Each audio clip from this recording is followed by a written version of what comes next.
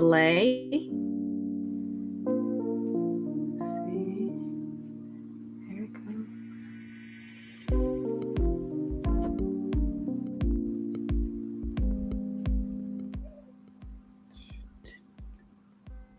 Hello.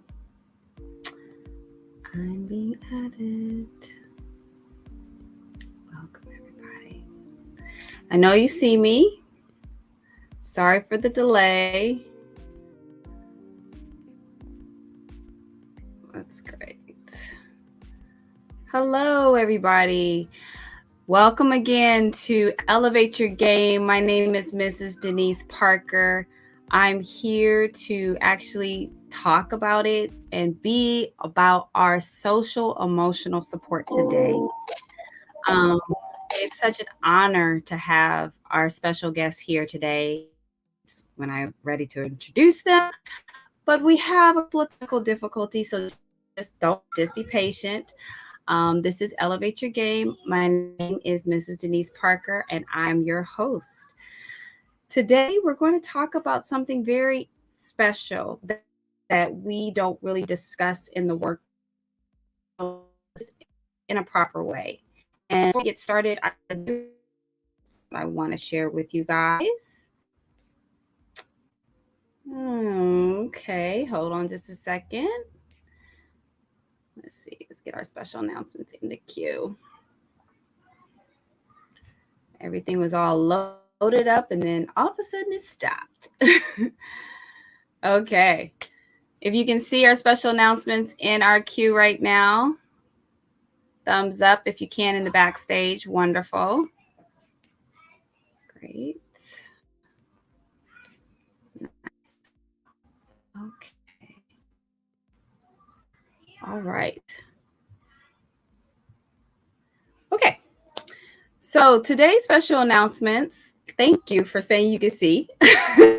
Special announcements is you can like us and subscribe to us on our social medias.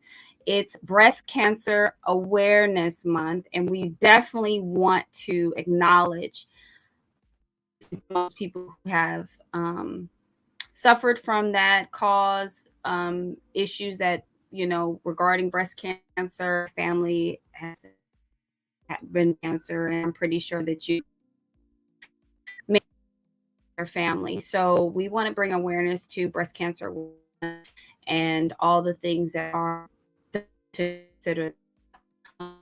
consider.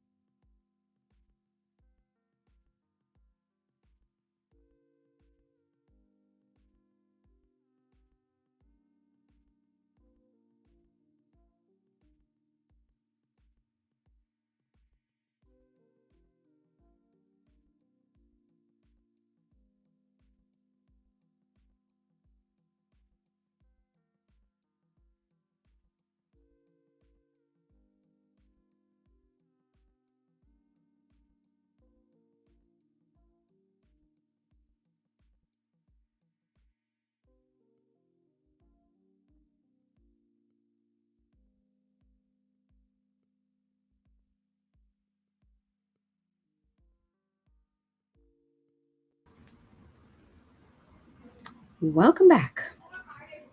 And I apologize for that. As I have said, this is Elevate Your Game. I'm coming back on camera, you guys. Give me a second. This is all part of the joy of live streaming. It was working fine literally 5 minutes ago. No problems. But we are back and I am coming through. Give me a second. That is it. Okay. Welcome. Hello. Let's just get the conversation started because we already wasted too much time with my technical difficulties. So here we go. My name is Mrs. Denise Parker, and this is Elevate Your Game. And I want to talk to you guys about all the great things that we have in store within our Elevate Your Game series. Guests today, and I'm just going to bring them out on stage. If they can hear me, thumbs up. We're going to get ready to go. We're going to adding to the stream, Mr. Christopher Henry from Bath and Body Works. And she said no. And Miss Toni Purvis, let me add you to the stream. Can you see? Can you add? I am really having a glitch. She said yes. Oh. Good. Okay, hold on. Gotcha. Christopher. There you go, Chris. Can you see us? I see you. Great. Okay. Let's have a conversation and let's get Toni on here. Introduce yourself, Chris, while we're All right. Well, hello, everybody. My name is Christopher Henry, and I am the Senior Vice President of Global Talent Management for the Bath and Body Works brand.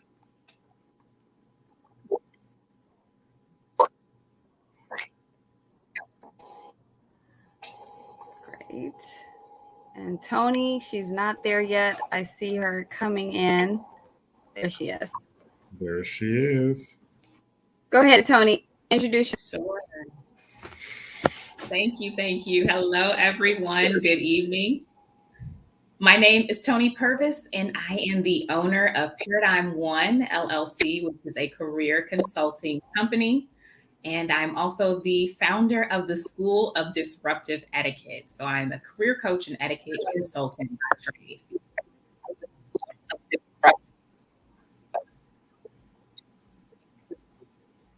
Excellent. Excellent. This has been a treat to have you guys here. We've spent so much time talking about what is important with social emotional support. And I just really want to quick, why are you here? What brought you here today? So just to kind of break the ice a little bit. So I'll start. All right. Well, I am super excited to be here. And I think what brought me here literally was just a love and passion for sharing knowledge, helping people to develop and be able to present their best selves, whether it is at work, in an interview, in a networking event, and ensuring that they are successful doing so. Excellent. Toni, what brought you here? Sure. Almost the same thing. I agree with Chris in that I just have a passion and I'm very adamant about seeing young people succeed and remain authentic and be true to themselves, and then also be their best selves, and that they can thrive in their communities and thrive in their own skin as well. So I am so thankful for the opportunity to be here and discuss this very, very important topic.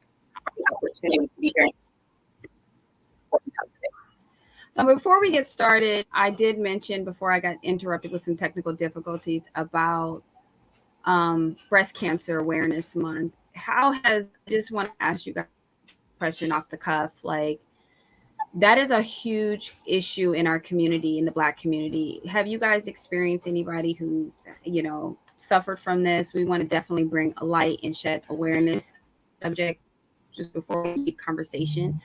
Do you guys have any thoughts about Breast Cancer Awareness Month? What do you want to say out there to people who are experienced it or suffered from it?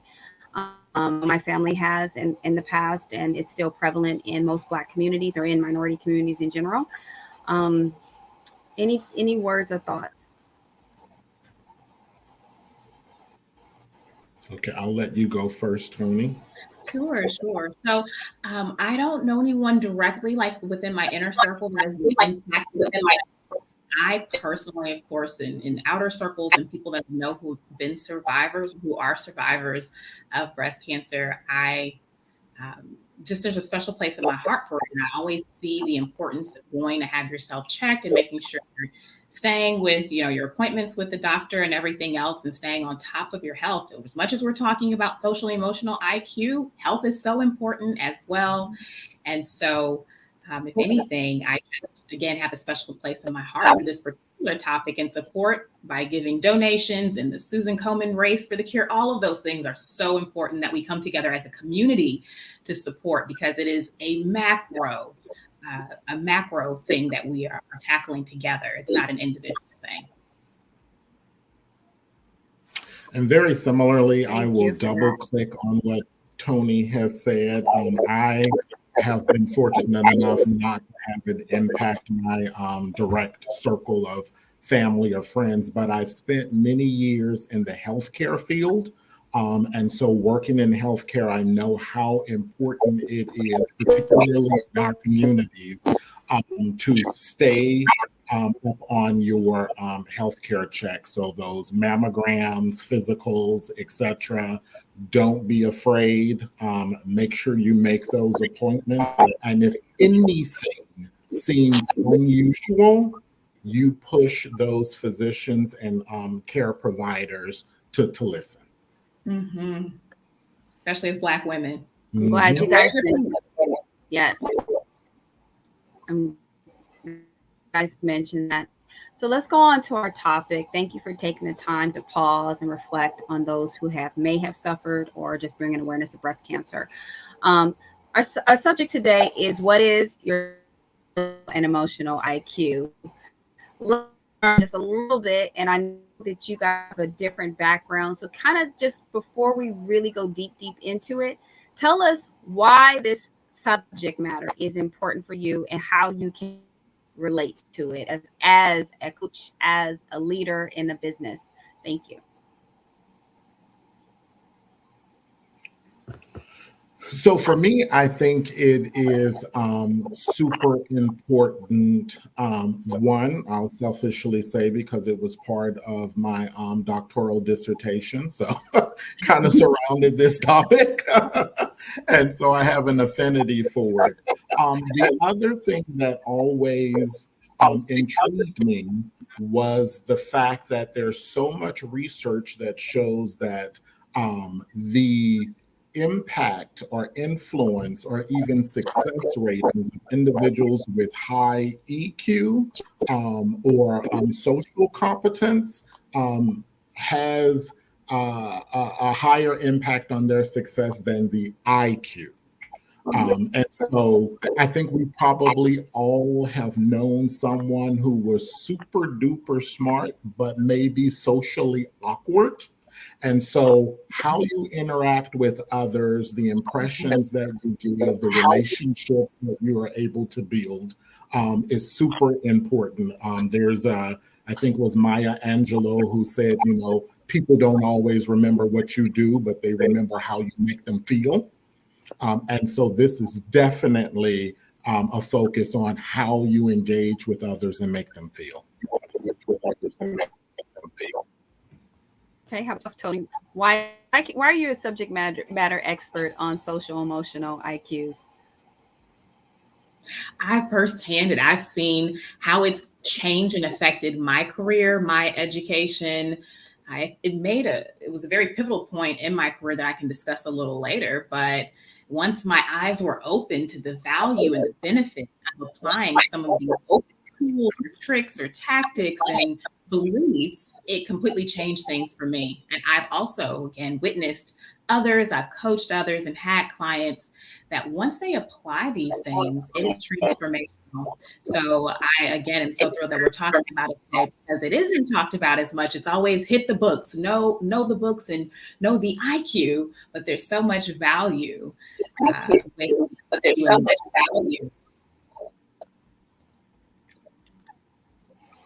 Excellent. Excellent. And for myself, social emotional support, as we have utilized within our organization, National College Resources Foundation, we're in the schools, we're talking to our peers, our adult peers, our younger peers, and we're talking so many different aspects of how social emotional, you know, things have affected us as a community, whether it's at the home, in the classroom, just in general in our environments, that we seem to carry that with us as we go into the real world, the workforce. It is really hard to talk about certain subject matters within our community, and we seem to lash out and hold on or introvert our feelings. And it can also manifest in how we apply our skills to our work, and how we communicate, how we motivate, how we network, how we do our business. So let's go ahead and get right into it. We have one of the slides here that is talking about emotional and social intelligence. What is emotional and social intelligence? So who wants to go first? Who wants to answer that? Who wants to dissect this in the first slide? Me. I'll go ahead and sort of jump in and tease it out for us. So emotional social intelligence is broken up into two competencies. The first being a personal competence and then social competence. Underneath both of those two competencies, their building blocks are two behaviors, if you will, or skill sets. So for personal competence, it's made up of self-awareness, and you hear people talk a lot about being self-aware, and then self-management. Self-awareness, as it states here, is your ability to acutely perceive your own emotions and how you react to people, situations, or an environment. And then your ability to tolerate that emotion or lean into discomfort or even regulate your own emotions and physical reactions is what is considered self-management. From the social competence perspective, there are also those two skills. One is social awareness. And so it's a little bit of a flip here. That's your ability to acutely pick up on the emotions of others and understand what they're going through. So, an example here in layman's terms are you able to read a room? And so much of this has to do with body language. It can be with the tone of an individual's voice and response. And then relationship management is your ability to use that awareness to tap into the emotions of others and react accordingly. Excellent. Toni, do you want to add to that about between the personal competence and the social competence? Oh, you're on mute. You're on mute. Thank you. Okay, I am picking up on a lot of the key terms that are used, especially being able to read the room for the social competence. Social intelligence is, can you pick up on the signs? Can you pick up on the signals? Do you know yourself and do you know others? And that almost sums up what Chris was saying in the slide completely. Like, can you read the room, pick up on those signals, and act accordingly? Because it's about how you carry yourself and what you're doing, what you're thinking, how you're feeling, how that affects other people, and how what they're doing affects you as well, and how you process this entire loop of, again, interpersonal skills and just relating to and interacting with people and those impressions that form as a result of that. So that's just what I wanted to add. Excellent. Excellent. So we're going to move right on to the next part. Identify what are these key things of what you see, what you do. Like, how does this relate to personal competence and social competence? So this is really just, I guess, a visual of what was just explained, and it shows the different buckets that these go into. The self-awareness piece, social awareness is all about what you see in yourself, and what you see in others. And then that self-management or relationship management piece is about what you do with that information. Excellent. Excellent. I see myself in being an extrovert when I need to be, like going out there, getting networking, meeting people, shaking hands, making eye contact, because my job is to connect to people and to make sure I'm relatable to whatever conversation is happening. I want to be in the mix so I can actually absorb information from my research to bring to my students, to coach to my peers. Um, that's my personal competence I can see in this social environment. But I also find myself intimidated in certain circumstances when somebody is a senior level in their career, or they've done this, then what I'm doing 10 times over better. And I'm just now breaking into the space. I'm an entry level per se, or I'm studying the information. I have been in situations where I was a student and I had to perform or execute or be a part of a conversation that I was very brand new in. How does social emotional intelligence relate to just kind of that scenario, just talking in general? Yeah, so you actually brought up a couple of good points. One was around introversion versus extroversion. And I think being able to identify which one you are gives you an idea of where you may have strengths and where you may have opportunities. I personally am an introvert, despite the fact that I have to talk to a lot of people all the time. And that really has to do with the introversion or extroversion, where you get your energy. And so an extroverted person gets their energy from that socializing, etc. Where as an introvert, I'm able to do that. I just need time to recharge.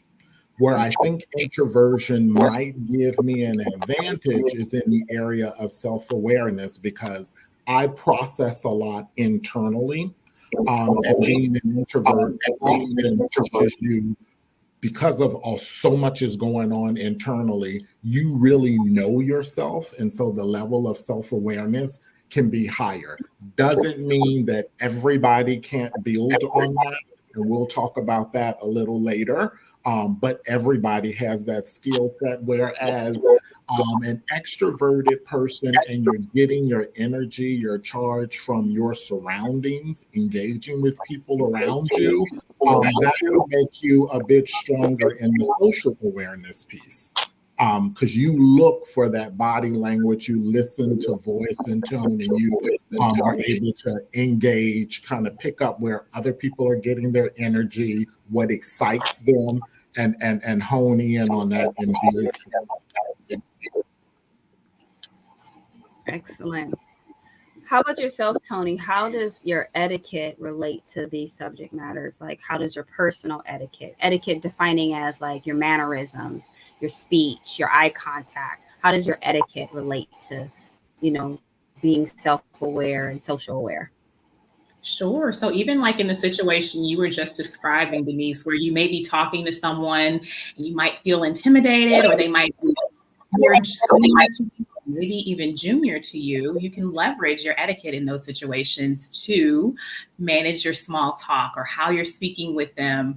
And that you're coming up again in a positive way, that you're using active listening and making eye contact so that they know you're listening to them. You're saying the uh-huhs, I understand.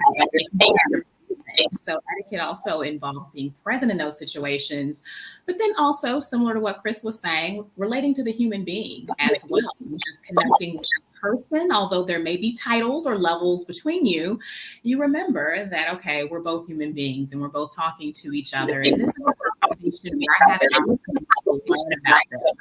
I have the opportunity to find what we have in common in our similarities. And so if you're leveraging basic etiquette, interacting, engaging with other people, you'll find that relationships are easy to build and also to maintain and foster as well. So now that we just kind of put all the technical terms in presence and trying to identify the social emotional intelligence. We got really, business-like in talking. Let's just let our hair down a little bit. Let's just figure it out. Let's just talk about it in a more like, hey, Chris, hey, Toni, let's get to know each other, because that's who we are. We don't always show up as polished, so to speak. Where we are coming into a conversation, we just jump in and we just have the conversation. So I had placed these slides on here so that people can follow along, because these questions you might not think of, these concepts you might not have heard of. So we had to give you some type of visual so that you guys can understand it, so to speak. But please don't be intimidated by all our talk. We're going to just like have a conversation. We want it first to be formal, and now we're going to just let our hair down. So audience, just go with our ride. We're just going to break it down. You can follow the slides along. I put the questions up there because this team here, they're excellent. Chris and Toni have been there, done that. They have worked in all kinds of spaces, and they can actually bring things to light. So we're going to go right into it. What does etiquette have to do with emotional social intelligence? Let's just talk about it. And how does etiquette play an emotional and social intelligence role in your life?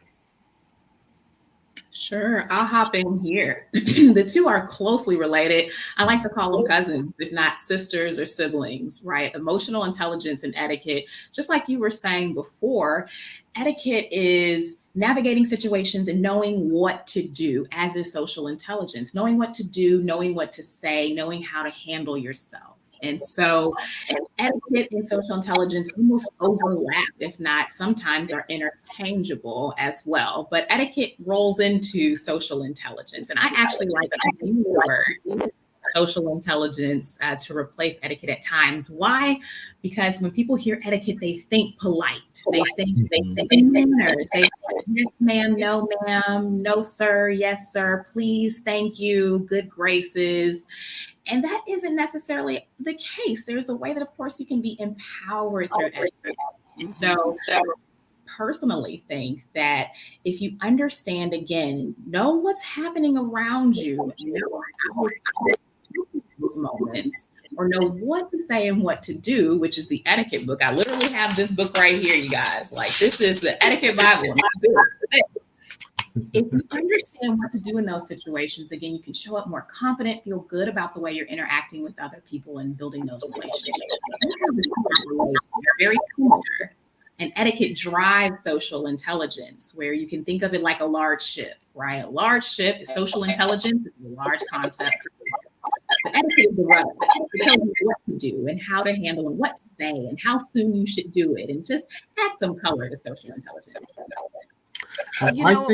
When you talk about etiquette real quick, I'm sorry, Chris, when you talk about etiquette real quick, you also mention, how to navigate, how to pick up the social cues. For us as a people, when we walk into rooms, depending on the space, depending on who is leading the conversation, you can either jump in or feel intimidated. Yeah. I'm just bringing it as an awareness, like how, Chris, you're going to talk about deeper into this conversation here, but how should we be aware of, the etiquette of ourselves when we walk into that room, like just adding to the conversation, Chris?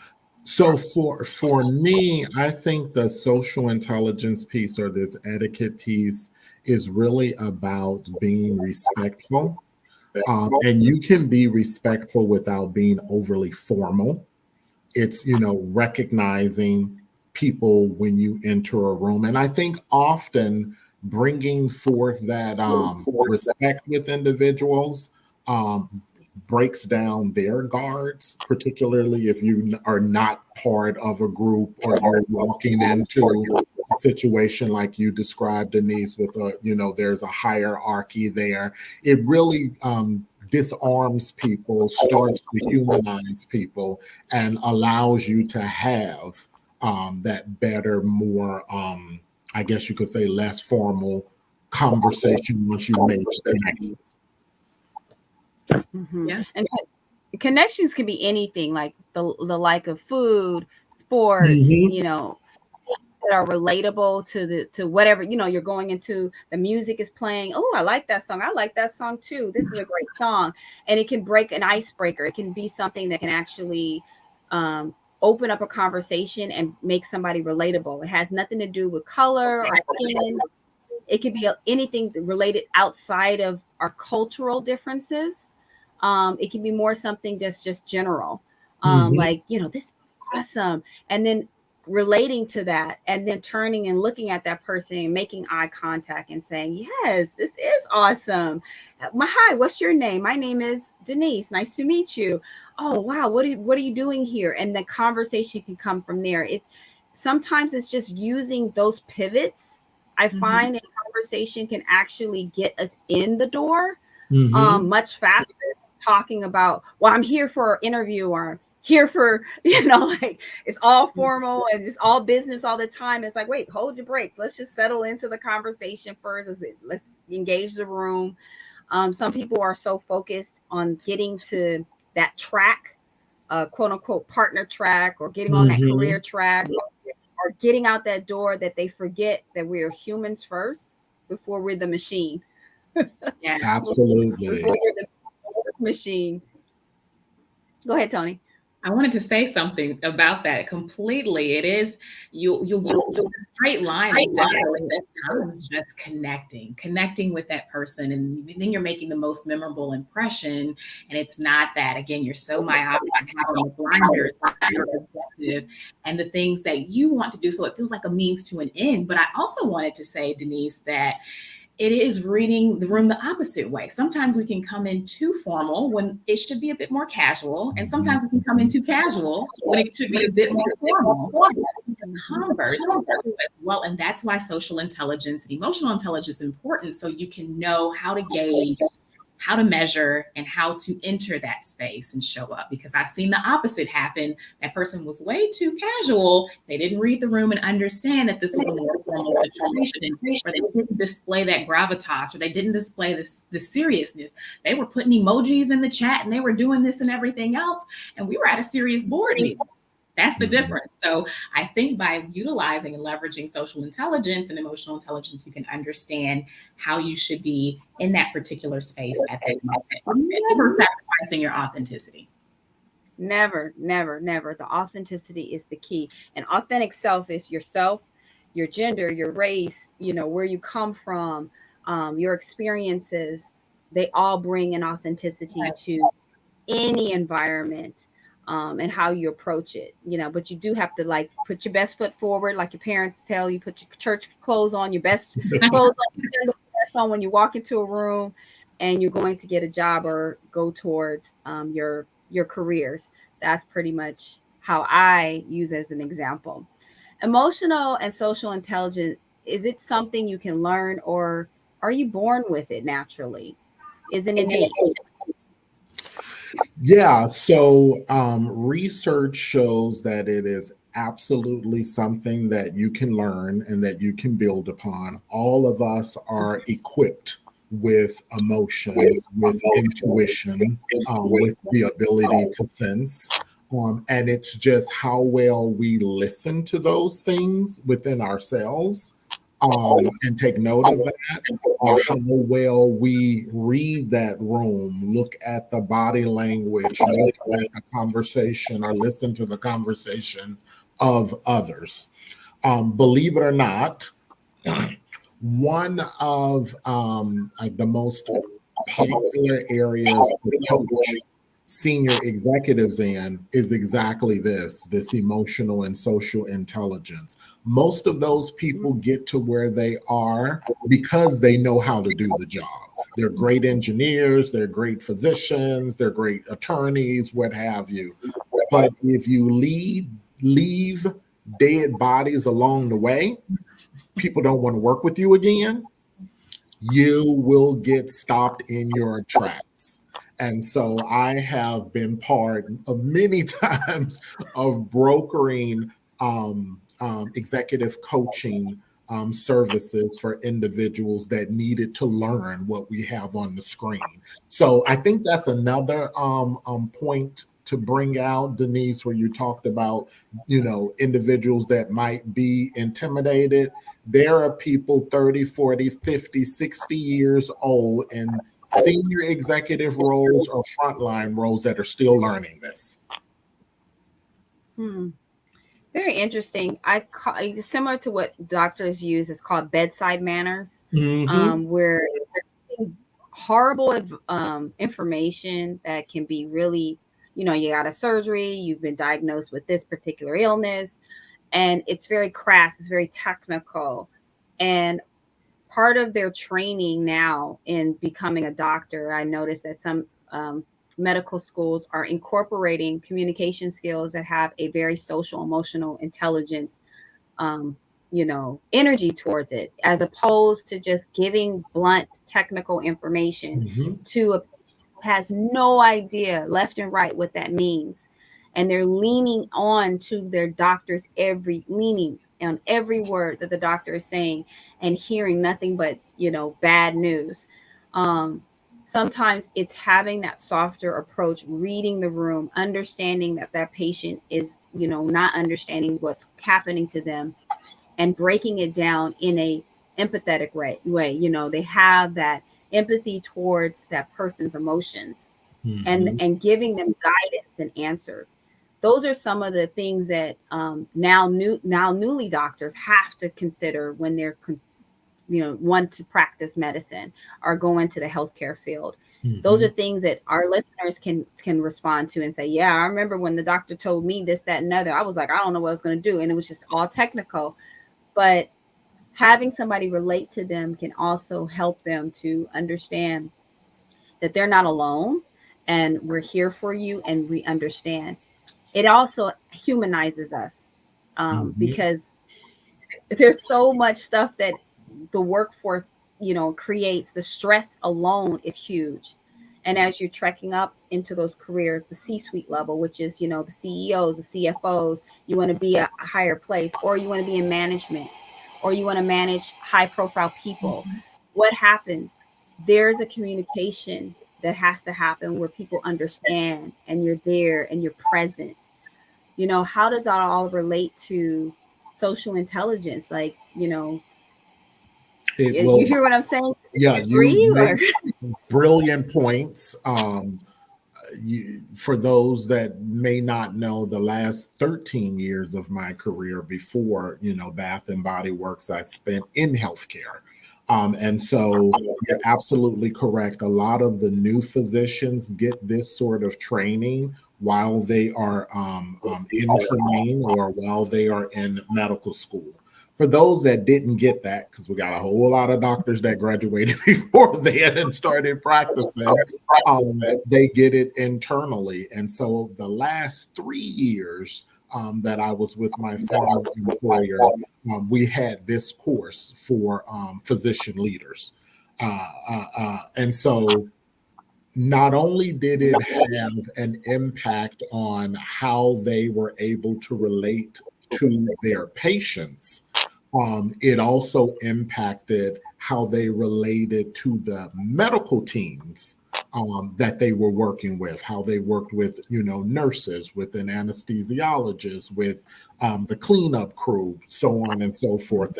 And that all translated to better patient care.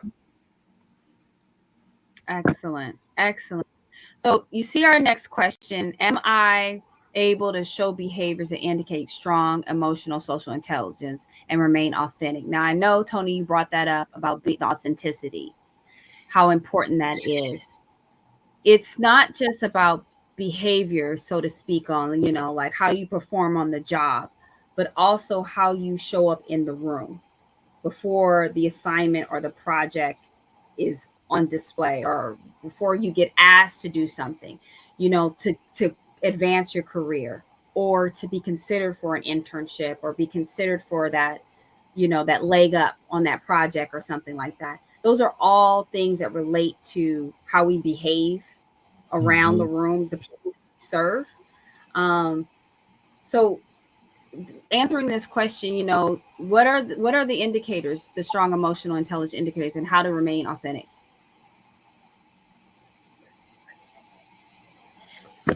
So I'll jump in and get us started on this one. So one, I'll start with the easy answer. You absolutely can be your authentic self. One of the things that we are born with is we were all born with a set of emotions, with intuition, and so forth. And so those are things that you can develop. It's just how much you use them.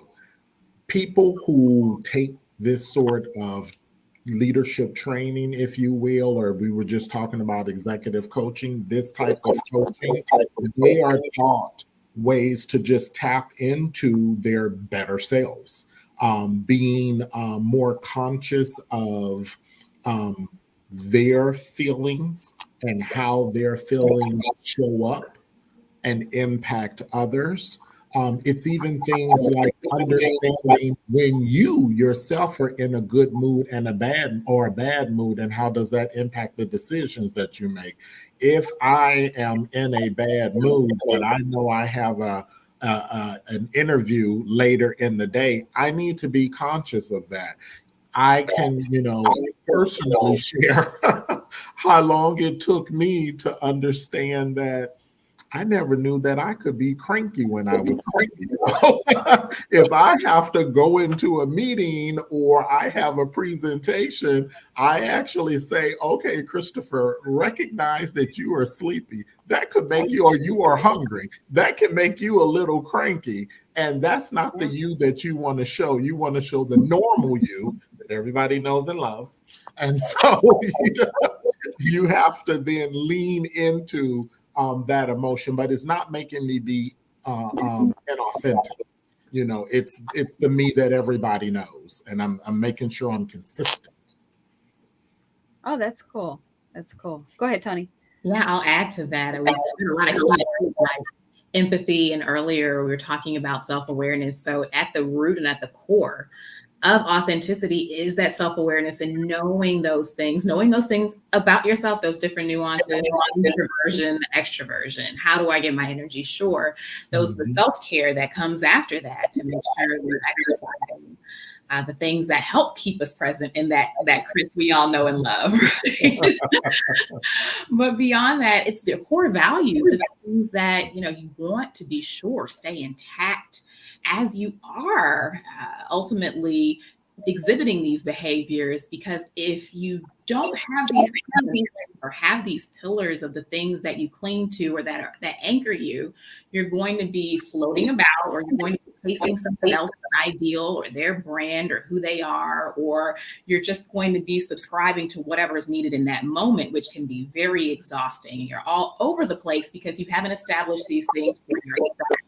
So at the base of all of this and authenticity, everyone wants to be authentic. Denise, you were talking about authentic self, you knowing who that self is and doing that necessary introspection and reflection so that you know what you stand on, so that you can be solid in those moments where you have to show up. And showing up could be in so many different levels. It could be just you waking up in the morning and greeting your family members, the people who you care about and love in your home, and making sure you're not biting their head off because you're rushing and stuff like that. And that can also lean into your day when you're late for work or you're rushing in and you're like, and then everything's exhausting. And if you're, say, for instance, going back to health and wellness, if you're a practitioner in health and wellness and you're doing work, all that energy, that behavior that you came into the room with also leans into your conversations with your patients, your clients, your team. And they can sense the energy, they can sense it, and then it doesn't really resonate to a very powerful work environment. So we do need to do a self-check and take care of ourselves. Part of our social emotional is taking care of ourselves first, getting the rest, food, the rejuvenation, the vacation, whatever it is, the staycation, the time out, so that you can actually regroup in that sense. So how can etiquette? Go ahead. Yeah, I was just going to say, one extra point I'll add to that, because you talked about, the introspection and sort of checking yourself. Also, don't be afraid to lean or tap into good friends, family, community to seek feedback. They'll let you know who you showed up as today. And asking for help too, Chris, for sure. Like, don't be part of self-care and taking care of yourself is not thinking you have to do everything on your own. That's social intelligence and self-awareness as well. Ask for help. I'm guilty. I'll raise my hand. There are times when I got to tackle the world's on my shoulders. I got to do it. But there are people who are willing, just within your people and within your village, that are willing to help you and are waiting for you to ask, but you're too proud or you don't want to ask. You don't admit you don't know. So part of that also is just saying, I need help. I like that. I need help. That I need help thing needs to happen even on the workplace, even in your projects. You need to ask. You will actually make the project fail at school or in work if you don't ask for your team's help, because you can't run the show by yourself. It's a team effort when you're doing an assignment where you're building, brands and stuff like that at work. It works as a team. That's why you were hired. So let's talk about your career and your college experience. How can etiquette and emotional social intelligence earn me? I love talking about myself. Thank you. More opportunities, money, and a better college experience and career experience. How can these things, these tools, these skills help us to build better college and careers? So I share one concrete one, and I think I have it at the end of the slides, but I'm just gonna, flash. There is a book. Where's my camera? There is a book, Emotional Intelligence 2.0, and there are some doctorate folks that have done research, and they have created an assessment tool. This is the book that we used in my previous role in educating and developing physician leaders in emotional and social intelligence.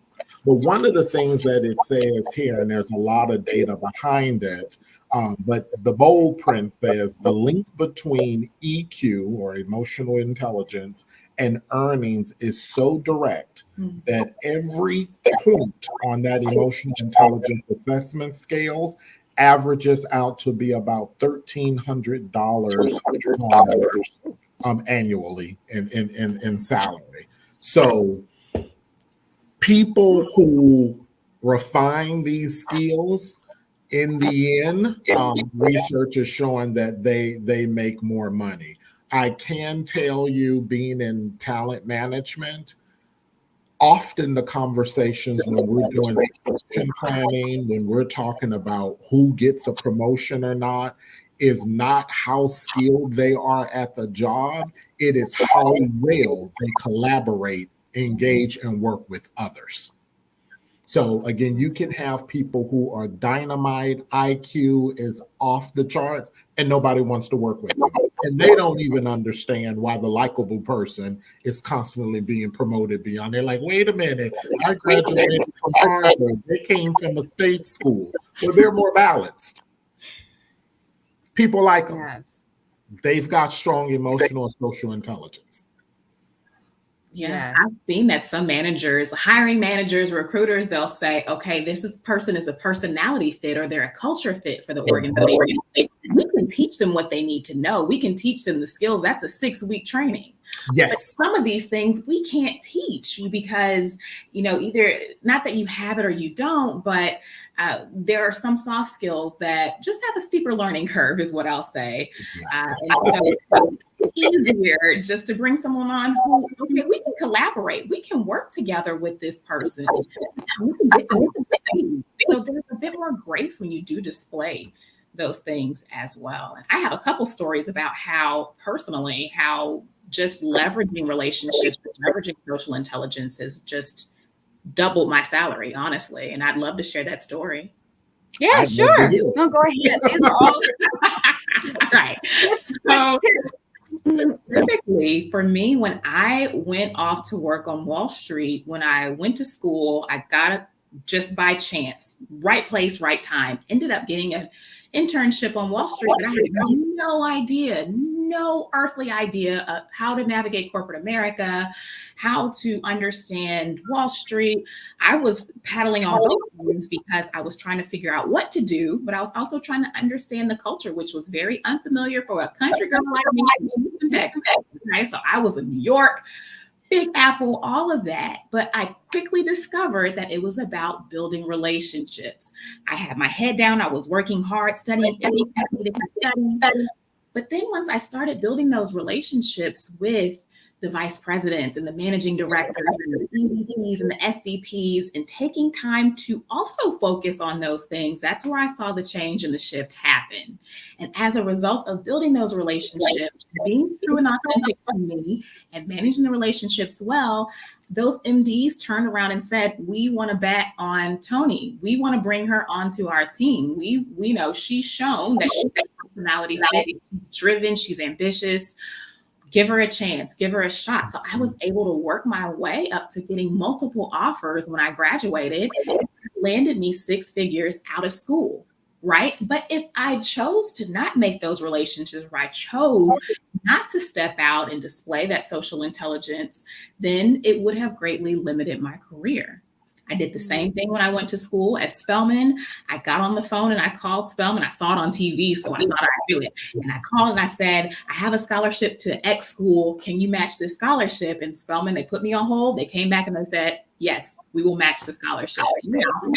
Bringing that up because that directly changed the trajectory of my education and my career, but it was as simple as picking up the phone, which is etiquette, making a call versus sending a text. If I sent a text, that probably wouldn't happen, right? Or if I approached it differently, it's, again, reading the situation, acting in the best way to get the results that you ultimately desire, but also build a very unique connection. Wow, Toni, you dropped so many nuggets in just your story.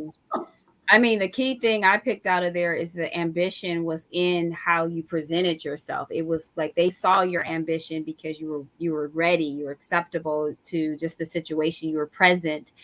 You were just getting to know people and just knocking on those doors. Even if the door wouldn't open, you tried. And that's what's a go-getter, and that's what companies need. They need people who are out there willing to try to succeed on behalf of themselves and the company. And the second part of that was text message. That you threw that in real quick, and I heard it. Like, you didn't send a text; you had to pick up the phone. Yes. And this generation of young people, that's the easier go-to to actually text message somebody. Yes, it's very convenient and it's easy to text message, but it's also not as personable as calling somebody or relating to that person via communicating on the phone or sitting down and having coffee or taking them to lunch and communicating them where you can get to know them and showing up. It shows that you are willing to be a part of a community when you are not just texting. You want to be a part of the community of the company or of the school, the environment. Not just on the fun times, but on the actual hard times when you have to put in the work. I'm going to show up. I'm going to be there. I'm going to be present. And I'm also going to have a good time while we're doing it. I'm not going to complain. That's part of your behavior. I'm not going to show up late. That's part of your behavior. I'm not going to show up, with attitude or, not dressed properly. Those are all part of the social emotional intelligence that we're bringing to the table, not just the communication skills and the visual skills, but also how you present yourself as a whole, your whole self. So we're almost done with our slides, but here's another question. How can not displaying emotional social intelligence work against me and what I'm trying to achieve? Like, break that down. Like, what does this question mean in layman's terms? Like, this is a lot going on, not displaying. What does not displaying social emotional mean? Like, what does that mean? Yeah. So to me, it's I would interpret that sort of individual as maybe one of the folks with the wall up, one that sort of doesn't engage with others. You don't really know who they are as a person. It could also be that person that's really abrupt and one-dimensional. And so all I talk about is work or whatever my objective is. I come in, I have an interview and I start right into my resume and how great I am, blah, blah, blah, without making a connection with the interviewer. And then that's when you get, as Toni, had mentioned, like, are they a fit for the culture? Because this is more of a social culture. So those are some of the things that, not displaying emotional intelligence, ways that it can block you. I can tell you where I frequently see it is in the active listening skills, the people who just simply don't listen, or as in one of the training classes I used to do, we call it they listen to reload. So it's really, they're not listening to you as you talk. They're thinking about the next thing they're going to say. Yeah. Can I come here too as well? Oh, yes. I'm listening. Very active listening. Yeah, I know we're spending a lot of time talking about how leveraging and utilizing these things can get you what you want. So you're adding something to get something, right? It's like a positive or a positive. I think the opposite is true. Sometimes not showing some of these skills might give off the wrong sense, or optically, it just isn't as favorable. So we can break it all the way down, Denise and Chris, down to, we're talking about showing up. What it means, show up and show up on time. You said it, Denise, right? Like, so if I'm seeing that you're constantly late to meetings or you're late to the interview, because the next person's going to be punctual, or you're having the interviewer wondering where you are and what's going on and what happened, or are they serious about this? You're leaving room for a lot of assumptions and things to be made. And so, yes, it's punctuality. It's being prompt. It's being responsive. Someone sends you an email, make sure you respond to it. Is your voicemail box full? I mean, we're talking about all kinds of small things to do that will ultimately help you get to where you're trying to go. But we haven't even touched social media, how people have lost jobs because they posted the wrong thing on social media. So there sometimes are actions or behaviors or lack thereof that can cause you to regress in your progress or the things that you're trying to do. And oftentimes, even as people of color, I'll go here. I mean, there isn't as much there isn't as much forgiveness, whereas they might look at someone, that might be a white male and say, they just didn't know any better. Look at a woman or a BIPOC or a person of color or someone in the LGBTQ community and say, they're not a fit. They didn't know anyway. So we don't get the grace oftentimes or the forgiveness. I'm taking it there because this is a real conversation. Things have changed and the horizon is different. A lot of conversations on diversity, but we still have a long way to go. So oftentimes by, again, knowing how to handle and carry yourself, you can just show up more confident and also avoid some of those unconscious biases and things that are happening under the surface. Exactly. You said it more than once. It's how we show up. We don't know what the other persons that we're working with, we're going to school with, what their life is like. And some of them come in, ready to work, leaving everything at the door. And then some people bring it into their job. They bring all that emotional and social emotional stress into their job. And it actually makes your intelligence, what we're talking about, your intelligence, how smart you are in these areas, that takes away from that, And to your point, Chris, when you are doing your reviews on your employees, you're like, okay, this person doesn't need advancement because they're hard to work with because they always complain, or they're always showing up late, or they are not bringing their whole self to the project, or to, they're not following through with everything. And if we correct these things, basics, this is just the basics on how to advance yourself in your whatever your career passions are. Those are just showing up on time. That's just the basics. But if we go deeper, it's listening is the key thing. Understanding and knowing who you are working with, getting to know them so you can know their strengths. So when you need help and need assistance, you can lean on their strengths and bring them into the fold to advance the entire objective of the community and the culture of the company. Those are huge things that we miss out in our DEI, our diversity, equity, inclusion matters. We miss out on having those conversations amongst our, like who amongst our team knows. If we do a lot of icebreakers amongst our friends, but we don't do those extensions on our own to get to know our team members. Hey, I haven't sat down and had lunch with Johnny today. I never met him before. He's been on this project for a while, or we've been going to class for a while. I never got to know him. And guess what? He can be that person that can help you in so many different ways to advance your career, because he's bringing more insight to how you perform your job or how you do your work. And it can actually help you to look at, be looked at and seen as a manager or in the C-suite level eventually, because you're getting to know the people who you are doing work with. So I find that not displaying is not getting to know one another, not networking properly, just not networking at all. Let's go on to our next question. Why is strong emotional social intelligence important when networking or interviewing? Kind of leads what I just said here.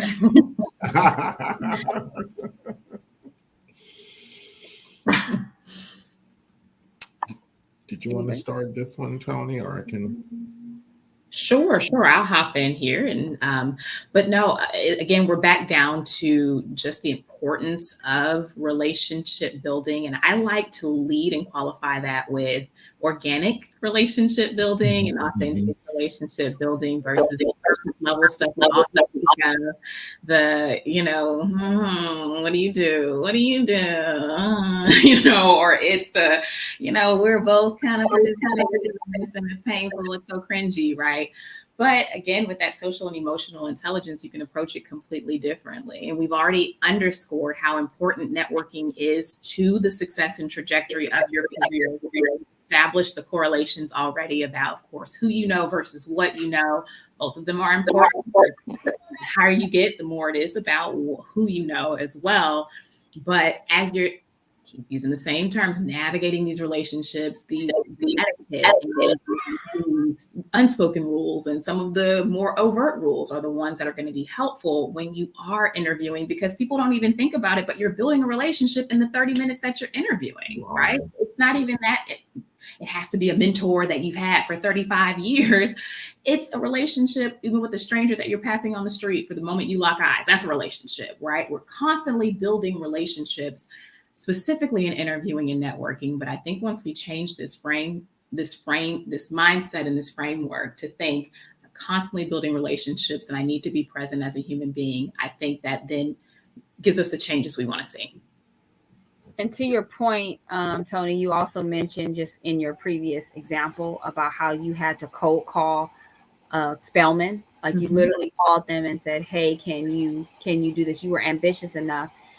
It's being persistent in a gracious way. Like you can't be rude when you're trying to gain a client, gain an opportunity, seek it, but you can't be too meek, meaning like too intimidated, so humble you can't even speak up and take your opportunity. You have to be that balance right between, or surround yourself around people who I guess can help build your skills up a little bit better, like put you on the spot a little bit just for fun. Let's get up and sing and dance just so you can get your nerves out, or, do something adventurous that nobody else would do.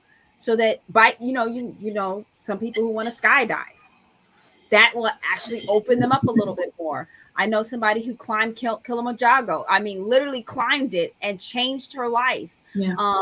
I'm going to bring her on and talk about it and say, like, this helped me open up my perspective. Like the world is a lot bigger. Sometimes you need to do things that make you step up to the plate, physically need to do them so that you can communicate and emotionally be present.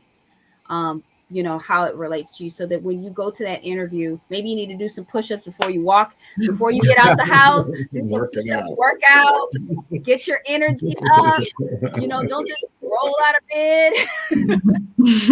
That might invoke an energy in your emotion that gets you hyped up, or listen to your hype song, like, you got this, I got this. Maybe that will actually make you show up more present to an interview or to a networking event. One additional point I wanted to add to this, specifically when you think about networking and interviewing, and I know everybody that's listening to this is super smart, because smart people listen to these, but there's an opportunity to take your IQ or your smarts and partner it with the emotional and social intelligence in these situations, and that's coming up with really good questions. Mm-hmm. Often your questions are used to judge your level of knowledge or intelligence, and then stepping back and using the active listening for the other person as they go in to talk. That's seen as respectful, that you are engaged, and it helps to build a relationship as well. So just an opportunity to pair the two. I've seen many leaders, when we have interns, from college interns or so forth, that are at a fireside chat and they're mingling with executives. Often those executives remember the people that asked tough questions and they listened. Yeah, I want to hop in here and add a point too. You're talking about mingling with executives and also pairing IQ, EQ, SQ, all of that together. We were talking earlier about sometimes being intimidated in some of these spaces because we're around people that we may not know. So I think a large part of the social intelligence and the emotional intelligence that we're talking about, Denise mentioned it, by surrounding yourself with people that can push you and challenge you and push you through your different comfort zones or get you outside of your comfort zone. But it's also important to have diverse people in your network as well, so that your social intelligence grows. If we're talking about how to improve and use your emotional intelligence and pair it, what can you do to help grow your social intelligence or your EQ, your SQ, all of that? And that's by just being in those spaces with people who are different than you in many ways, so that you know about, hey, I have a Muslim friend, so I know about Ramadan, or I have a Jewish friend, so now I know about Yom Kippur, or anything, right? And so we most times gravitate toward people that look like us. And if we look around our network and we're like, everybody looks exactly like me, the same age, same race, same all of these things, but intentionally get to know people who are different than you. So when you are in boardrooms, or you are in spaces, or you are in courtrooms as the judge or whatever else, then it's not as intimidating when you are exposed to those people and they push you in return as well. So that's what I want to love that. Oh, that's excellent. I love that. Yeah, I do too, Chris. The great thing about that is, like, I think about when, a company wants to go into a new community, and the community, it doesn't represent the culture of the actual company, but they want to get more diversity. So they want to go into a Black or Latino community or an Asian community. And the one thing they do is try to hire those particular demographics who they're trying to actually build their brand into the community with. However, when they do hire, sometimes they don't understand, they meaning people who hire the recruiters, they don't understand there's a whole culture behind coming into a community. And that when you accept a person of color into your organization, you need to listen to them as they give insight on the communities that they're going to serve. And that is so imperative. But to the point of the employee who comes in as a BIPOC, a person of color, you need to speak up when it's time and add your valid input as they're relating subject matters properly. Like, for example, they're talking about, going into a part of South Central Los Angeles that is this demographic, and you are from the area and the area verbatim, and they're trying to set up, a certain, event, and they're trying to do it right, and they have all these things, then be on that committee if you can. Volunteer, ask, Don't ask for a raise to be on anything. Just show that you want to be present into that environment because you're from there. Introduce them to leaders so that they, the company knows that, hey, you really do know people in the community. That way there's a sense of self-awareness while they're doing that event, so that the community is not just thinking, okay, who showed up today to take over the block and why is there so much traffic? It's a relatable type of situation. I mean, there's so many different aspects of how you can contribute to a conversation. Being a person of color, coming from a specific demographic, an environment that can actually speak volumes for the sake of diversity, equity, and inclusion. Some of the things that we hear all the time, but we don't relate it to our job properly. We just don't relate it. Yeah. And so, just real quick, Chris, how do you feel about, hiring people when you're thinking on the perspective, okay, we're trying to build a brand, we're trying to do all these things. How do you hire somebody if they don't have that sense of, I'm going to raise my hand and I'm going to volunteer. I'm going to do. What do you look for those people who are going to be go-getters? Like how do you look for people when you're hiring? Yeah, so you definitely look for this in the interviews, people that are comfortable with sense of self, people that are, as we were speaking to earlier, authentic, but are able to do that in a gracious way. And so I think there is a difference between authentism and what we sometimes coin as I'm keeping it real, which could be a turn off to some. So really kind of think about that slippery slope, that you are still in a business, but they're interested in you for a reason, and they're interested in the voice that you have, and the skills and knowledge that you're bringing to the table. So you want to be able to demonstrate that. Excellent. And I believe this ends our questions, but I want to make sure you had the source that you showed the book, Christopher, that, The Emotional Intelligence 2.0 by Dr. Travis Bradberry and Dr. Jean Gravis, I believe. Grievous, maybe that's how it's pronounced. I don't want to get that wrong. But it's good to do research. I like to listen to a lot of people in this space, like yourself, Toni. I saw an article that you did on LinkedIn, or an article that was written about you that you did at the Wharton School of Business, and how you were trying to teach, these etiquette skills, so that our young leaders who are going and trailblazing with these great degrees, wow, I got a great degree, but they can't communicate, or they don't show up emotionally in spaces, and they lose so much ground in building relationships and networking. And you think it's, because it's, Johnny, so and so who got legacy the job from daddy, and called a couple of friends. Maybe maybe that's so. But how can you relate into an environment and culture that doesn't look like you? You're giving those tips and tools. So how can they find you guys? I know I have your socials here. I'm gonna put your I have your email here, Toni, or your website, theleaddisruptive.com. Can you explain what this is so we know about the school? Absolutely. That you came up with? I just love this school idea. So sure, you can go to www.leaddisruptive.com to learn more about the School of Disruptive Etiquette. It is a safe space, a trusted space, specifically for diverse young professionals to get all of these skills, the soft skills, social intelligence, self-awareness, etiquette, that they need to advance their career, and along the way get a little disrupted with it as well. I know for me, it was hard to find people that you can trust in workplaces. And so I wanted to create an atmosphere that felt like family, felt like home, where young people can come together, have many conversations, and also get the coaching and the training that they desire to get where they're trying to be, and the confidence along the way. So y'all come out to the website, leaddisruptive.com. Excellent. And why did you come up with the word disruptive? Why that word specifically? Yes, 100%. It is because, again, etiquette has a connotation of falling in line and being in place. And I love the oxymoronic value of being disruptive and also still having etiquette and using etiquette to your advantage.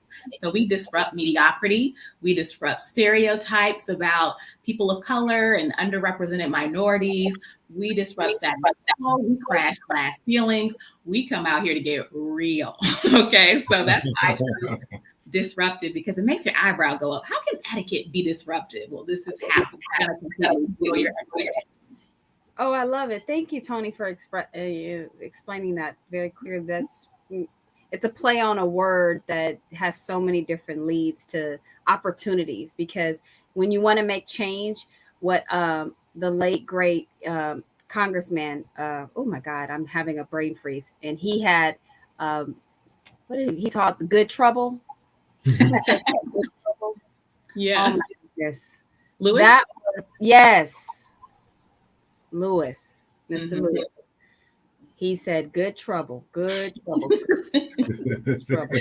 Yeah. You know, you got to be in good trouble, and you got to have disruptive etiquette. I love that. I love that. It really shines a light on the space that you're trying to get in. And then for yourself, Christopher, I'm calling you Christopher like I'm your mama. Ooh, Lord.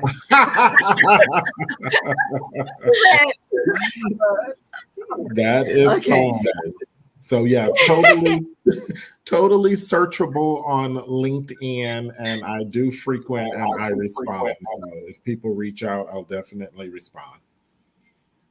Excellent. So this has been a wonderful conversation about all things, just all things that we have here about social etiquette. What is your proper IQ?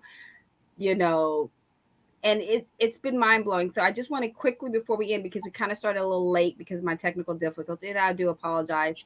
Do we have any questions? I see Ron in the background. Do you want to ask a question real quick, Ron? He said yes. Thumbs up. No. He said yes. Okay, so I'm gonna bring on real quick. Hi, Ron. Hi, everybody. Thank you all for allowing me to be a part of this presentation, and listening to all y'all's information has been great for me. I'm so blessed to be able to listen to all the things that's going on. My question is simple.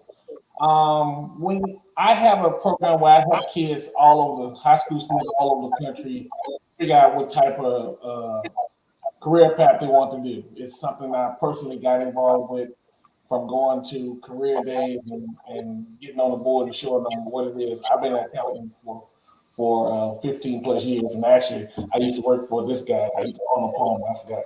But I used to work.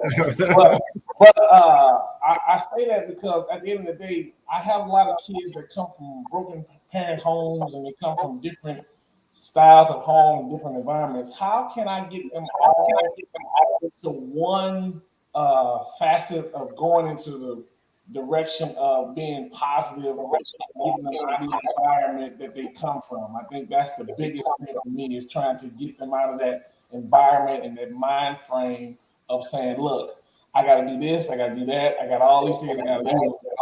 Then I got to get you doing all that. Then I'll focus on my career. And that's the thing that I'm having to deal with, is getting them, taking the emotional side out of it, so they can understand, like, you have a huge path that you can go down. Problem is that your mind frame is thinking, all I see is that my mom and daddy, they struggle. My environment is a struggle. Everything I see is a struggle. I go to high school and I deal with struggling bullies. So how can I get their mind frame to all get out of that environment? It's almost like I gotta do. I hate to go biblical. I got to go like Jesus, like God did when He took what's the name out and said, "Look up at the sky." Figure out, like, these are all the things He's getting ready to do. So I'm trying to figure out, how can I get there, because as I come across child, the emotional side of it, and just me saying, look, I come from the project, and I know if I can make it, surely you can make it. And I'm trying to get them to understand that part. What can I do to make that generational gap, so they can connect and go on to the next level? Yeah, you know what? Let me start it off because it kind of leads into how you guys, Tony and Chris, you guys were talking about how to show up. Mhm. We as a people have so many different things that we have layered into our experience in life and how Mhm. we progress into. And you, Ron, are dealing with the tip of the iceberg of those young people who are at the cusp of the next, the next thing, trying to just get them to wake up in the morning and just show up, even in your Yeah. classroom, in your coaching sessions. Um, One of the things that I find when dealing with young people who have less than in their, in their environment, is just so much distractions. Right. Um, that they don't have enough authentic teachers actually being present in their experience, showing up and not telling you need to do this, you need to do that, you need to do this, but actually just relating to them in that actual moment, saying, oh, you know what? I hear you, I see you, I get you. Yeah. That's the first thing that our community needs to do, not to be so judgmental to those who are showing up in those state of minds. We Right. have to, so to speak. And then the second thing, from my perspective, from working in this space in education and dealing with the underserved, underrepresented, all this stuff, putting your arms around them in a respectable way and saying, I'm here with you while you're going through it. Right. Now let's try something and take them outside of the environment on a field trip where they can see something. Have them go to a nice dinner where they get dressed up. Yeah. Go to the beach if they have access to water, because a lot of people just don't have access to going to the beach and seeing something nice, or up to the mountains. Yeah. And having these conversations that will shift the energy, because if they just show up to the classroom 8 to 5 or 8 to 3 or whatever, Yeah. they still have to think about going home. But if you take them out of the environment a little bit, it actually disrupts, to Tony's word, it disrupts all that energy, and you can pour in them. You can pour into them life and help them see and communicate better who they are. Yeah. And the last thing I want to add to it, and you guys can definitely add to this, of course, is giving them a mirror and just letting them look at themselves and talk about how beautiful and handsome they are. Look at your eyes, look at your nose, look at your hair, look at all these things. Yeah, we can fix it. But just say to yourself in the mirror, I am somebody. I am beautiful. I am this. I am that. Start Yeah. off with your affirmations. You know, those are all tools and techniques as educators and leaders that we can actually implement into our community. Yeah. You guys want to add, Chris and Tony? Yeah, I want to hop in here. I completely agree, Denise. It is about meeting them where they are, which it sounds like you're doing, Ron, already, and showing up. But for me, whenever I go into high schools and things like that, and I speak and I realize there's this divide, what helps me is that level of transparency and vulnerability that I give to them that I may not give to others. I'll tell you, the room gets really quiet when I say, who wants to guess how much money I make? Right? And I tell them, what it means to be a business owner and things like that. Everybody's on the edge of their seat because they're seeing, of course, somebody modeling it, somebody that looks like them for sure who's done it. And they say, okay, I can do this. I'm working with Gen Z because they're this very instant generation and they're used to, I can Google it, I can this, they want to see those results because the next person is a social media influencer as well. It's so different now. It's just completely different.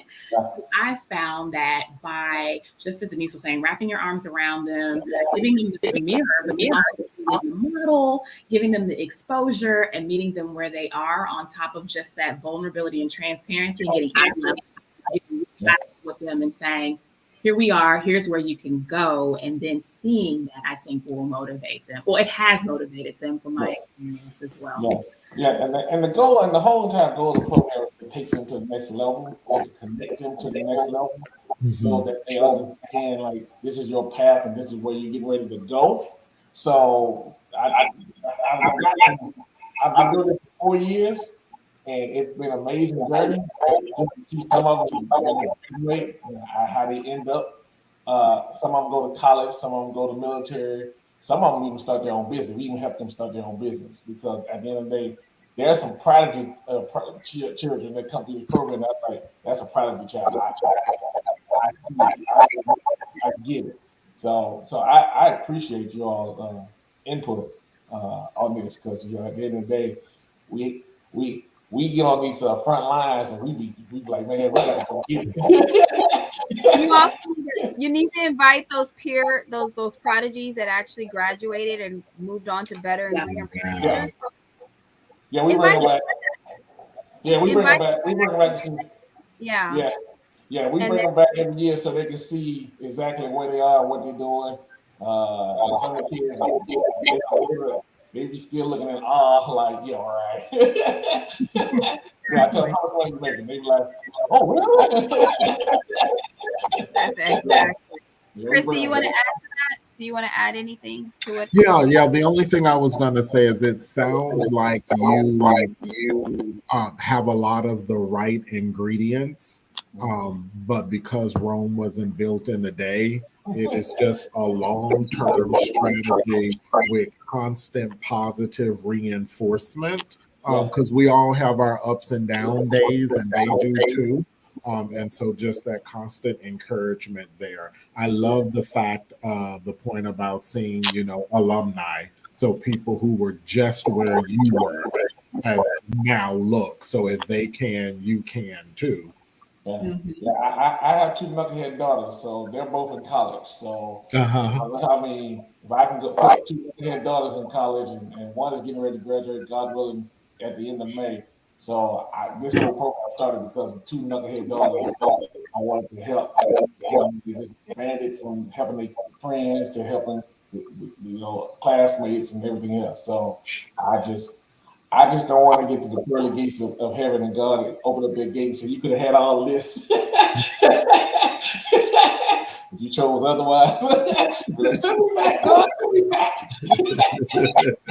And there's no do-overs. There's no do-overs. So that's another thing you can relate to our young people is that this is the time you've messed up or you had these experiences. Let's just not make it negative all the time. You've had these experiences. How can you grow from them? And here's a safe place where you guys can actually help and network and start to do these networking tools and skills techniques with one another and have them build upon them. And even if they're introverted, don't always pick the extroverted person to lead the conversation. Pick the introverted person, really pull them up and say, hey, I remember we were having this conversation and you brought this subject matter, you brought it to light. That was an excellent point. Could you speak about that? Even if they stumble on the words and they don't get the names right, it's okay. Make it a safe place that makes it more inviting for them to actually be corrected in love, and so that they can be groomed properly in the right way. And then add the etiquette to it. Then add the layers of the intelligence that we were talking about, so that when they go into the workforce, it's just a minimum paying job. They show up on time, show up present. They are ready and getting skills building. And then when they go to college, they build upon those skills with their technical skills and their network skills. And then they can be ready for the workforce. That's the key thing, is preparing for them for life. That's what we're trying to do. But thank you, Ron, for joining us. Thank you. Thank you all. Thank you all. I enjoyed it. Yeah, we salute you for the work that you do. That's awesome. Yeah, it's interesting. It's a process, an interesting thing. And Denise, we're bringing on Win Learning System this year. So we're working with them too. And I met Ron in Dallas. He came to our Dallas Expo. Thank you for joining us there. And it's all, you see, it's all networking. You say, I never know who's watching. They just show up. It's called Destiny, Denise. Thank you, Ron, for all that you do at the Lighthouse. And we continue to lift you guys up and all the things that you guys do. You guys have a resource. NCRF is a resource. Thank you. Yeah. And the same for all of y'all. Same for all of y'all as y'all do navigate through all this year. So thank you. All right. Bye. All right. So that is going to end our segment for today. I don't have any other cues in there for questions. I see Gavin in the background, but he doesn't come on camera, so he didn't give me a thumbs up. He could just be listening in. So I want to say, just give some final thoughts. We went a little bit over because of the technical difficulties. Do you guys have any final thoughts? What should people take away just from this talk? I know it's been a lot of technical talk, but it's good. It's good. What are some of the nuggets that you just want to leave as those Sure, I'll jump in and I'll just say, don't underestimate the power of self-awareness and building these relationships. They are transformational when you actually do, again, apply yourself and the things that we've been talking about. Just don't underestimate it at all. As you're learning, remember that you're learning all of these things. Try some things, do what fits and works for you. Don't try to imitate someone else. There may be things you admire about someone else that you want to include, but always, again, feel comfy in your own skin, be authentic to yourself, be aware of what's happening around you, but also be aware of yourself so that you can show up 100% authentic all the time. So invest in yourself and in your relationships, and you'll see the return on investment as you continue to grow. I love it. Thank you, Toni. Yeah, that was fantastic. I will say ditto and ride off of Toni's coattail. So that was a perfect summary. And I think just the only little piece I would tag on to that is, I know we have been having a conversation this evening with the focus on networking and work, but these are, and Toni alluded to it, these are life skills. And they not only just enhance work or enhance networking and sort of being the more professional side, but you will also reap rewards with friends, with family. So it's all very personal as well. And I'm off the cuff a little bit. I like to color outside the lines. Mm-hmm. So you guys don't have to follow the rules in the same way that other people follow them, so to speak, if that makes any sense. Like, everybody's walking in a straight line and you need to walk exactly like them. Have your own sense of style, presence, character you bring to the table when you come into the room. Show up who you are. You're like Toni and Chris are saying, your authentic self is kind of like the theme of how you can actually tap into social emotional intelligence. You don't have to wear your hair the same way as others. You don't have to do this, how they dress, but be very understanding of what the role is that you're going into and be present in that role. Don't come in there tacky, talking out of terms, rude, or, disruptive in the sense of bad energy, but have that presence of self that that you're commanding the room when you walked in there. Like, just know it in your heart, in your spirit. Like, I'm going to come in this room and I'm just going to be myself. And however that shows up, relate to people in the most awesome way. And that might take time. Don't get intimidated by it. Mm-hmm. Don't get intimidated by people looking at you a certain way or not understanding. Don't get intimidated. Try things new. Try food that you never tried before. Have a conversation with somebody and learn something new that you never. Listen a lot more than talking. If you're used to talking a lot, listen more. If you're used to being quiet, ask a question.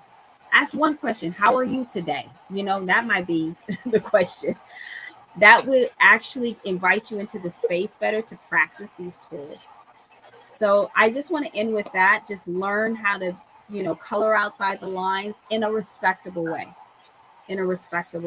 What that means to you. It might be just you just figuring that out in every environment. Try it at home with your friends.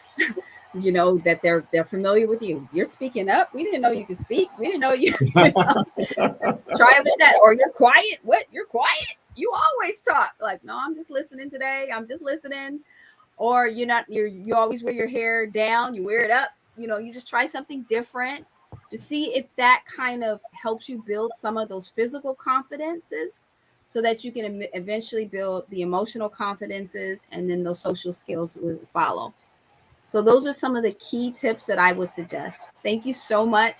Again, my name is Mrs. Denise Parker. I'm the Managing Director of Internships and Careers for the National College Resources Foundation. And this is Elevate Your Game. Bye.